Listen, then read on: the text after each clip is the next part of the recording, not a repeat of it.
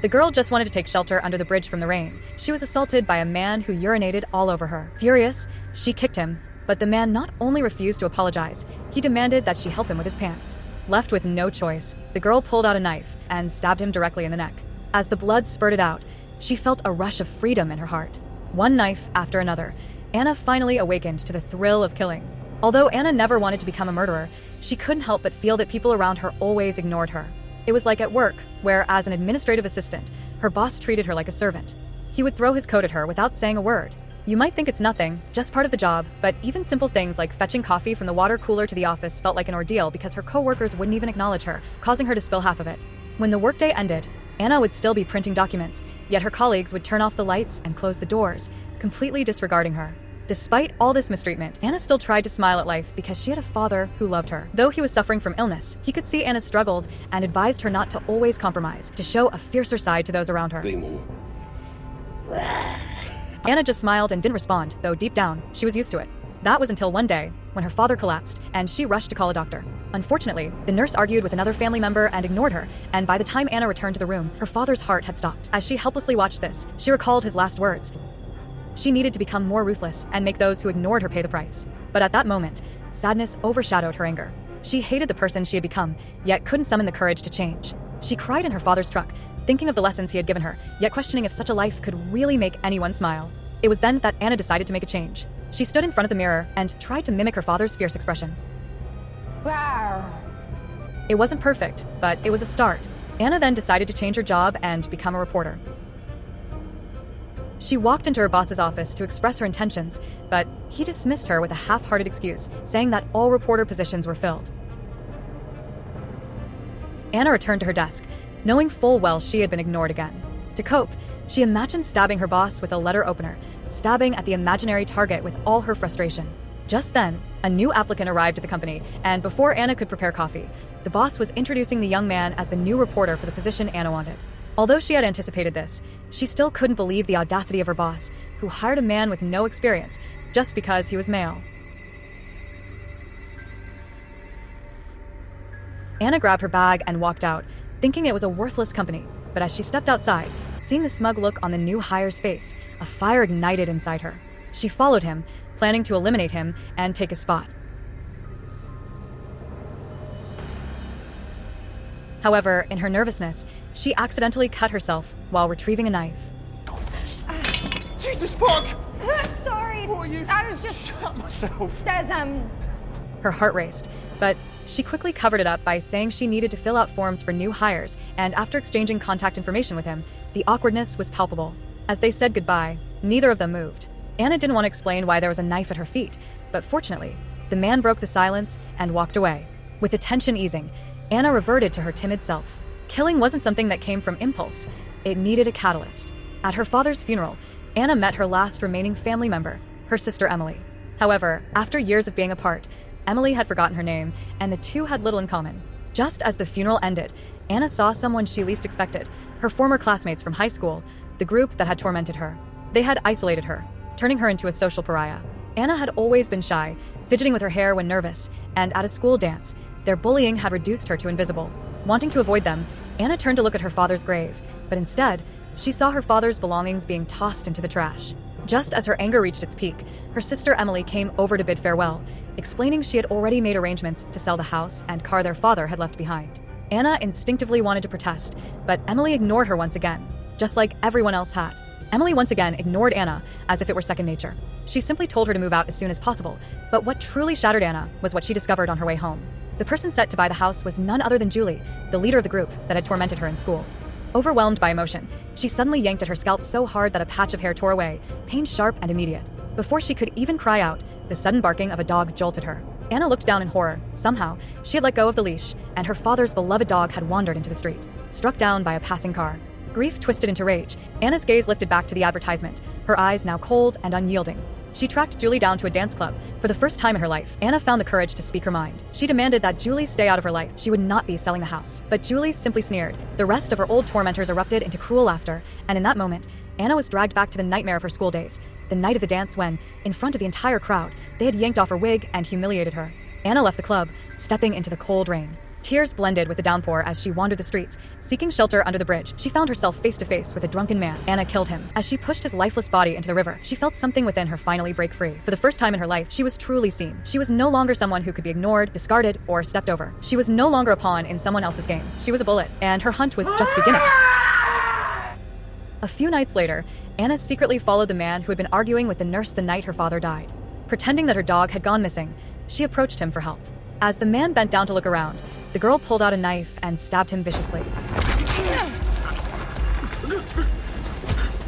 One stab after another, Anna unleashed all the rage in her heart. She never intended to become a murderer, but only the thrill of killing made her feel powerful. Just a few days earlier, she had already taken the life of a man who urinated in public. After the rush of murder faded, she did feel a moment of fear and anxiety. In a panic, she threw her blood-soaked clothes into the washing machine, poured in an excessive amount of detergent, and wished she could cleanse the memory along with the stains. But when she saw the bloodstained knife in the sink and recalled the man's agonized expression as he died, an indescribable pleasure surged within her. Killing really was addictive. On her way to work the next morning, Anna noticed that the scene of last night's murder had been sealed off by the police. Clearly, the body had been discovered.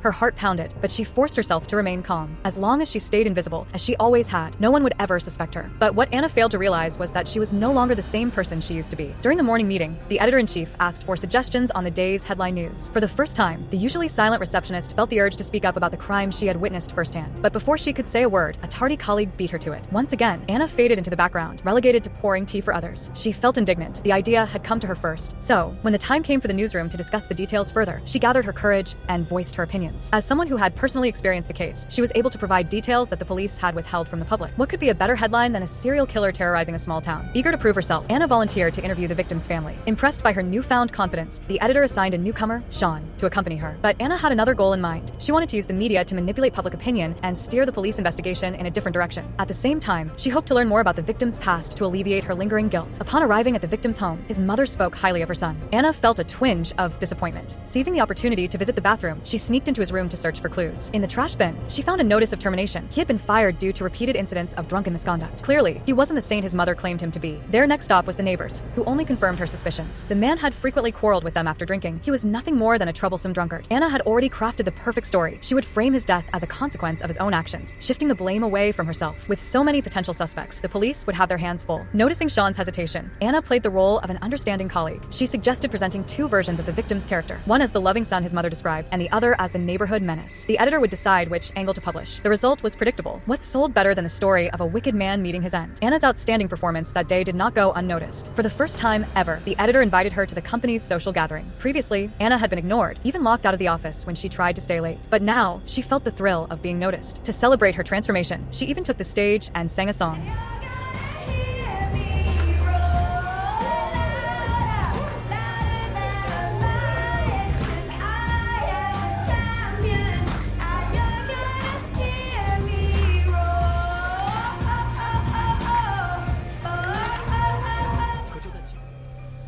Just as the atmosphere reached its peak, a group of police officers entered, interrupting the moment.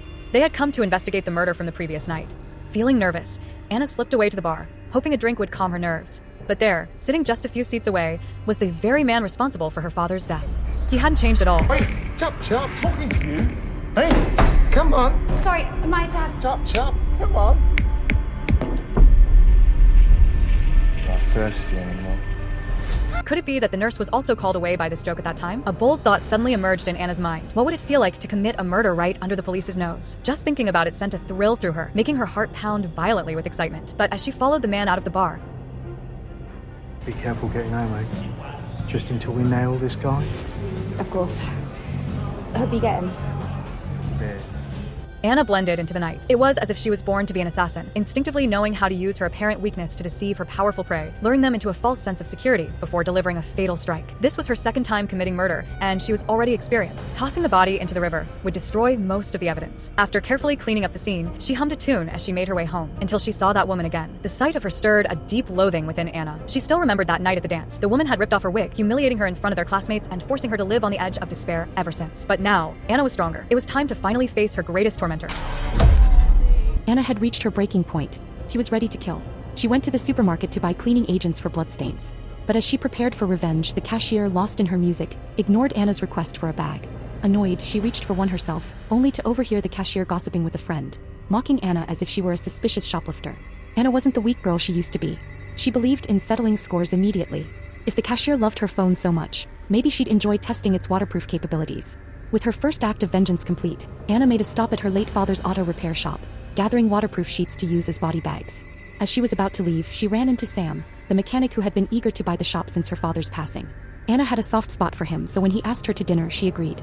Later that evening, Anna indulged herself, a tub of ice cream in one hand, a gory crime film playing in front of her. She then stepped into her meticulously arranged body disposal room and made a call to her target, Julie, a rising star in the real estate industry. Using a house listing as bait, she lured Julie into a private home viewing the next evening. With everything set, she went to work as usual. At her office, the editor was frustrated with her lateness, but after accepting the coffee Anna had bought, his anger melted away. Knowing how to stay on everyone's good side, she also brought pastries for her co-workers, earning their praise. No longer was she the invisible girl at work. But her mood soured the moment she glanced at the latest newspaper. The headline was her idea, yet the byline bore only one name, Jeff's. Furious, she stormed into the break room to confront him, but he merely shrugged. "Whoever writes the article gets the credit," he said dismissively. Her name was buried on page 38, under the administrative assistant section. Anna seethed.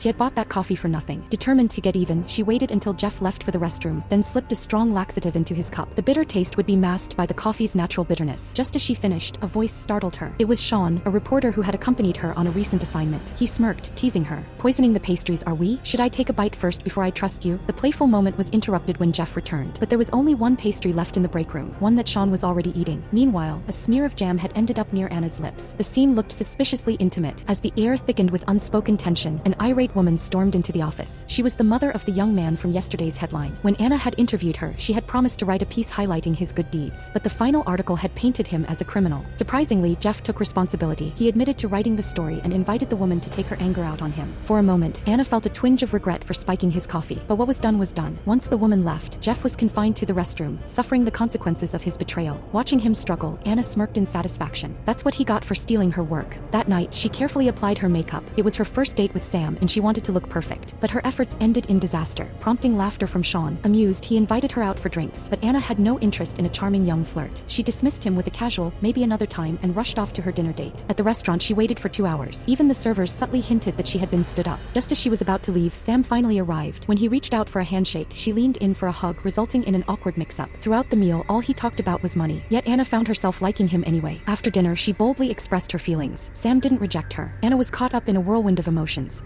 To a morning filled with joy, only shattered by a phone call. The police her to assist in an investigation regarding a recent murder. Surged through her, but she quickly gained her composure. If they hadn't arrested her, it meant she wasn't suspect yet, just someone they information from. The park where the took place required an entry card for access, and the police went through the records.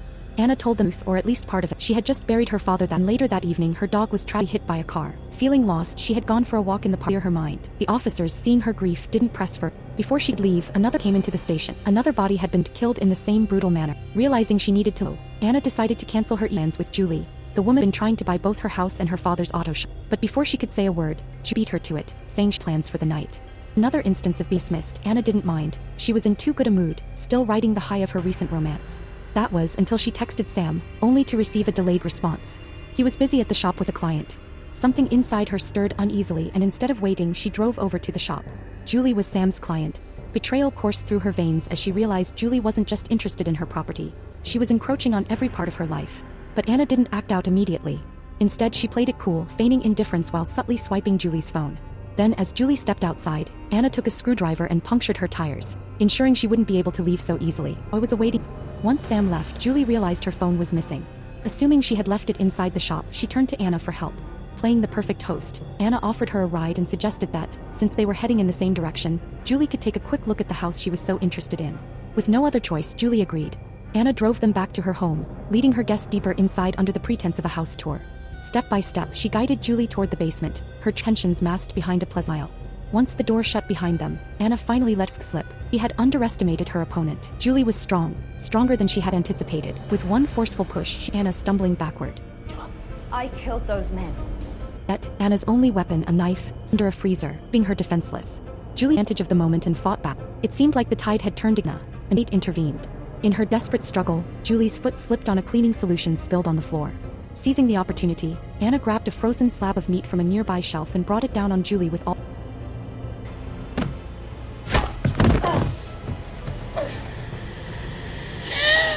Just as Anna was about to savor the thrill of revenge, Julie launched into a verbal attack. She claimed that Anna had no one to blame for her current state but herself. Julie accused her of being jealous of her happy life because she had failed to live her own properly. Anna was so enraged she nearly plunged the knife into Julie, but in the end she couldn't bring herself to do it. Killing Julie would only be a physical revenge. True revenge, she realized, would come from proving she had a better life than Julie. Looking at the coat her father had left hanging on the wall, she wished she could throw herself into his arms and cry her heart out.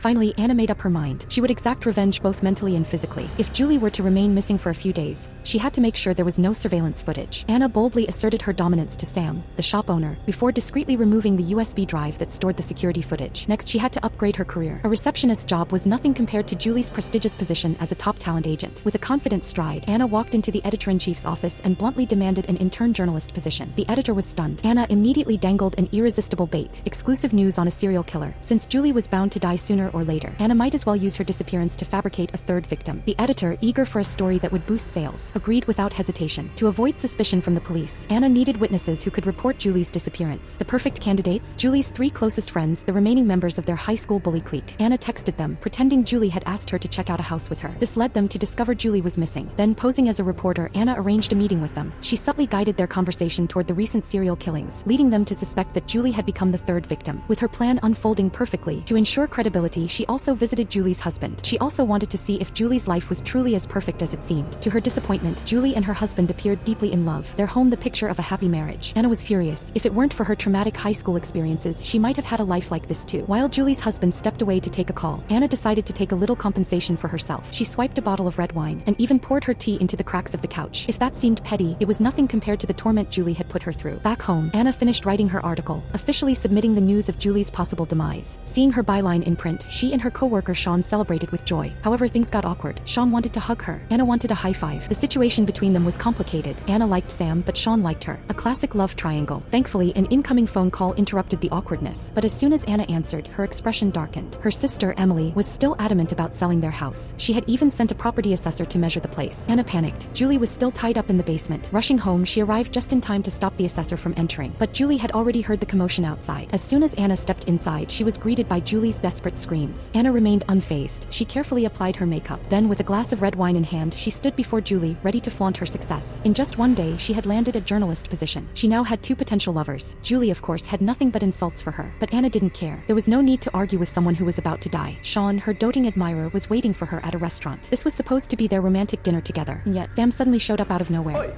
Get your hands off my missus. Worse, he brazenly introduced Anna as his girlfriend. Sean, unwilling to be caught in this awkward situation, simply said, "See you tomorrow," and walked away. Anna ran after him trying to explain, but at this point, any explanation would seem like an excuse. It was her first time dealing with romance. She had no idea how to handle this, but she never expected that stepping outside would lead to an unexpected opportunity. She spotted Julie's husband, drunk and slumped on the sidewalk, grumbling about Julie disappearing again. Anna sensed something was off. Using the excuse that he was too drunk to drive, she offered to take him home. And as everyone knows, drunk people can't guard their secrets. Anna understood this all too well. Without hesitation, she used his fingerprint to unlock his phone. As she scrolled through his chat history with Julie, a wicked smile spread across her face. Back home, Anna couldn't wait to share her discovery with Julie. It turned out that her seemingly perfect husband was, in reality, an abusive man. For years, Julie had been living in misery. Anna felt a surge of satisfaction. But Julie, having her deepest wound exposed, suddenly collapsed against Anna's leg, sobbing uncontrollably.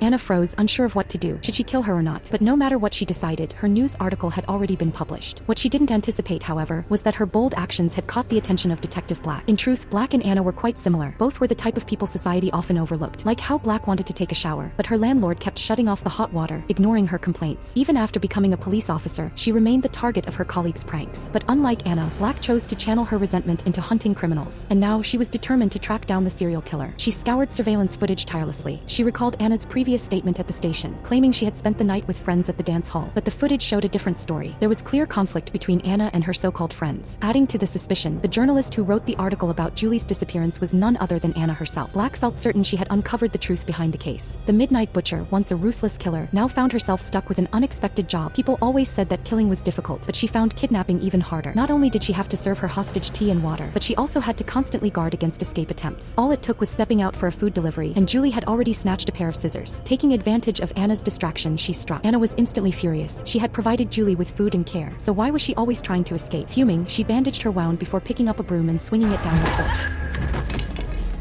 Don't push me.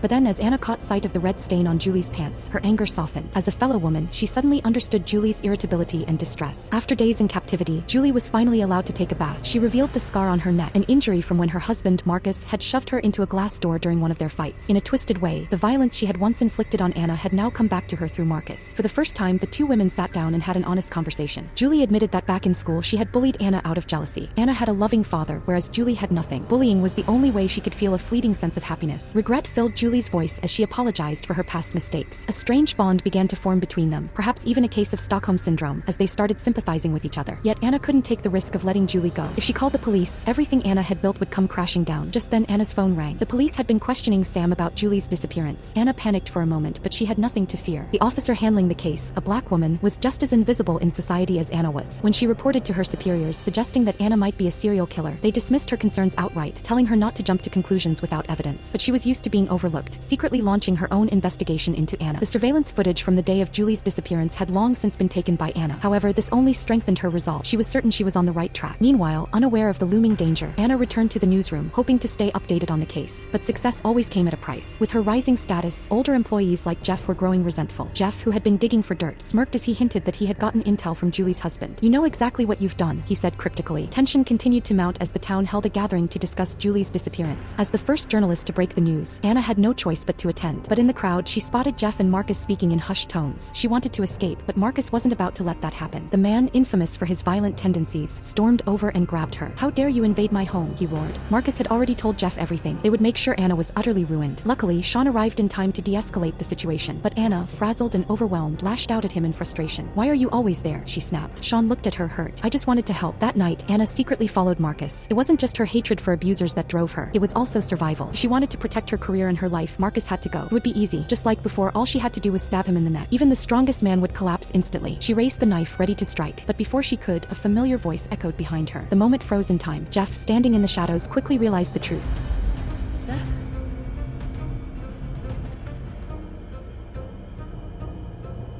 Anna was the serial killer. He bolted. Anna wanted to chase after him to explain, but who would believe a woman wielding a bloody knife? Jeff, wait! Jeff pedaled furiously on his bike, exhilarated and terrified. If he could break this story, he'd finally get the recognition he deserved.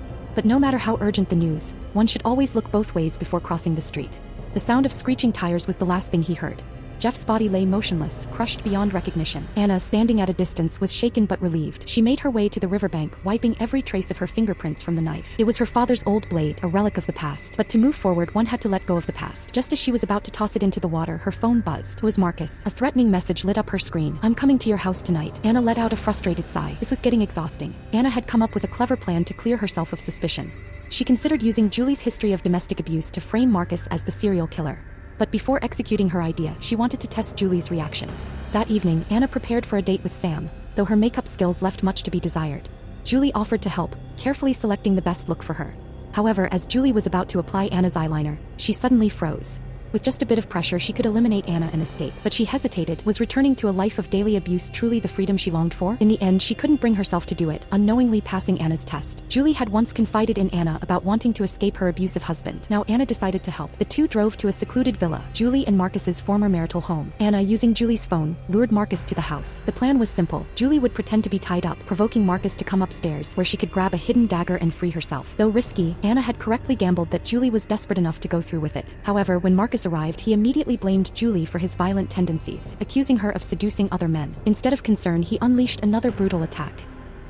Anna intervened, stopping him and urging Julie to demand a divorce. Despite his strong exterior, Marcus was emotionally weak. He climbed onto the balcony railing, threatening to jump unless Julie retracted her request. Seeing her waver, Anna made the decision for her. She gave Marcus a final push. Just as the situation seemed under control, the police arrived, with a detective known as Blackie witnessing Anna's actions from below.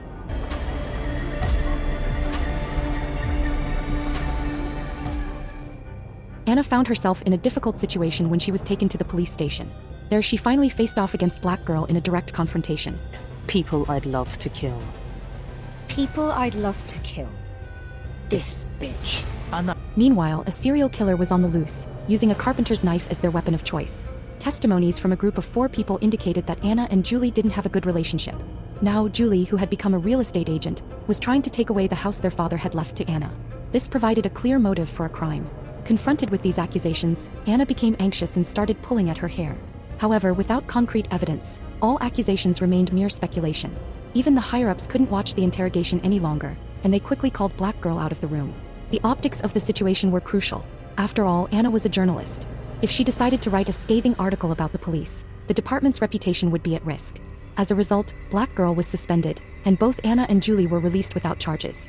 They were even hailed as heroes for taking down the serial killer, celebrated by the townspeople. However, when Anna returned home, she was surprised to find Julie there. Had she developed a strange addiction to being kidnapped? After escaping her abusive husband, Julie was lost and uncertain about her next steps.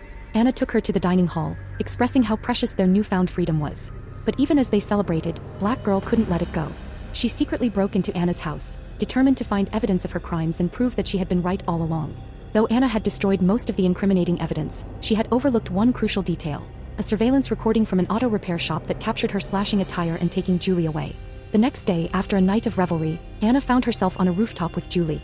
She had become the fierce and ruthless person her father had always wanted her to be, no longer the girl who needed to cry in someone's arms. She reassured Julie that the basement in her home would always be open to her. But Anna never expected that someone was already waiting for her in that basement. Black Girl. This led to another intense showdown between the two. This time, however, Black Girl had solid evidence in her hands, making her accusations far more credible. Yet Anna remained unfazed. She pointed out that as a police officer, Black Girl had illegally entered a private residence. Even if she had evidence, there was no guarantee it would ever reach the judge. In fact, if Anna were to call the cops right now, Black Girl would not only be arrested but also forced to return the stolen evidence. That was simply how the law worked. Furious but unable to argue against Anna's logic, Black Girl left, vowing that murderers never stop at just one crime. She didn't believe Anna would simply go on to live a peaceful, law-abiding life. Anna, meanwhile, struggled to suppress her violent urges. She had wanted to turn over a new leaf, but reality kept pulling her back. Soon, she found herself blackmailed by Sam, who had helped cover up Julie's disappearance. He was now demanding something in return. Anna was enraged but powerless. She couldn't just kill him, could she? With no choice, she signed the agreement, officially severing ties with him. Thankfully, she still had Sean. After witnessing Sam's shamelessness, Anna realized how rare it was to have someone who truly cared about her. That night, she and Sean shared a romantic evening together. The next morning, as they lay in bed, Sean casually brought up his work. He was currently organizing case files on violent crimes when he stumbled upon a chilling discovery: a knife, the very weapon used in the recent murders. The knife had been lost by accident and replaced by the murderer's scissors. At least, that was the story being told. But only a child would believe such a thing. Sean was no fool in love. She dared not look at Anna with confidence, only hoping that Anna could produce the same knife to prove her innocence. But Anna clearly couldn't do that. She had no choice but to admit that she had killed someone, though she insisted they were all evil people who deserved it. "I am merely a Robin Hood serving justice," she said. But Sean couldn't accept that. With no other choice, Anna picked up the nearby knife. She loved Sean, but she loved herself more. She was afraid of being hurt, so she could only eliminate anyone who might harm her. But just as Anna was holding Sean and crying in agony, the door suddenly burst open. Her older sister, Emily, had returned to sell the house. Faced with the only family she had left in this world, should Anna kill her or not?